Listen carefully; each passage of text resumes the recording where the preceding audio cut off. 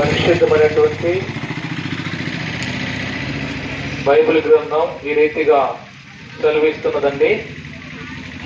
దేవుడు లోకమును ఎంతో ప్రేమించెను కాగా ఆయన తన అద్వితీయ కుమారునిగా పుట్టిన వాని యందు విశ్వాసముంచు ప్రతి వాడును నశింపక నిత్య జీవం పొందినట్లు ప్రభువైన యేసుక్రీస్తు వారిని అనుగ్రహించనని సత్యవేద గ్రంథం బైబిల్ సెలవిస్తా ఉన్నది. కాబట్టి దేవుడు లోకమును ఎంతో ప్రేమించెను అంటే ఎంతో అనగా ఆ మాటకు కొలత వేయలేమండి, ఆ మాటకు మనం వెలకట్టలేము. కాబట్టి ఎంతో అనగా భూమికి ఆకాశానికి ఎంత దూరమో, తూర్పుకి పరమటికి ఎంత దూరమో అంతకంటే ఎక్కువైనటువంటి ప్రేమతో దేవాది దేవుడు, ప్రేమ గల రక్షకుడు యేసుక్రీస్తు ప్రభువారు భూలోకములో ఉన్నటువంటి ప్రతి మనిషిని కూడా ప్రేమిస్తున్నాడు. ఎందుకు? కారణం ఏమిటి? దేవుడు ఏమిటి? మనిషిని ప్రేమించడం ఏమిటి అని మీరు అనవచ్చు. అయితే ఎందుకు దేవుడు మనిషిని ప్రేమిస్తున్నాడు అంటే, దేవుడు ప్రతి మానవుడిని తన స్వహస్తములతో నిర్మిస్తూ వచ్చినాడు. కాబట్టి మొట్టమొదట ఆదాము అనేటువంటి వ్యక్తిని తన స్వరూపంలో తన పోలిక చొప్పున ఒక మట్టిని నిర్మించి వారి నాసిక రంధ్రములో జీవవాయువుగా నరుడు జీవాత్మ ఆయన రాయబడింది.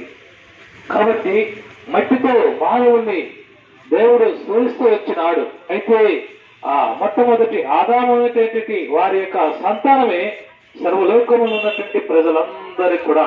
కాబట్టి అయితే ఈ యొక్క మానవ యొక్క చరిత్రలో మరి ఏ మానవుడు కూడా తనకు తానుగా స్వతహాగా లేడు, కానీ ప్రతి మానవుడు దేవుని చేత నిర్మించబడినటువంటి వాడే.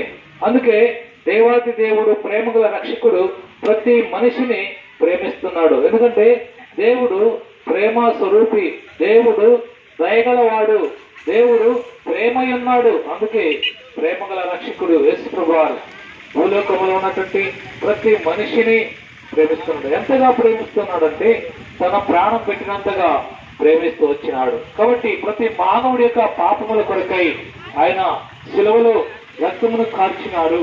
ఆయన దేహమంతా నాగటి చాలవలి దున్నబడుతూ వచ్చింది. ప్రతి ఒక్క మానవుడి కొరకు ఆయన పంచ గాయములు పొందుతూ వచ్చినాడు. కాబట్టి ఓం పంచ గాయాయ నమః అని రాయబడుతూ వచ్చిందండి. కాబట్టి యేసుక్రీస్తు ప్రభువారు కూడా ప్రతి మానవుడి కొరకు పంచ గాయములు పొందినటువంటి వాడై నాడు. అందుకే ఓం శ్రీ కన్య సుతాయ నమః అని రాయబడింది. అయితే ఓ కన్యకైనటువంటి మరి స్త్రీ గర్భమున జన్మించినటువంటి దేవా నీకు స్తోత్రములు లేక వందనములని ఈ మాటకు అర్థమండి. అయితే యేసుక్రీస్తు ప్రభువారు సర్వలోకములో ఉన్నటువంటి పాపులందరి కొరకు ఆయన రక్తము చిందించినటువంటి వాడిగా ఉన్నాడు.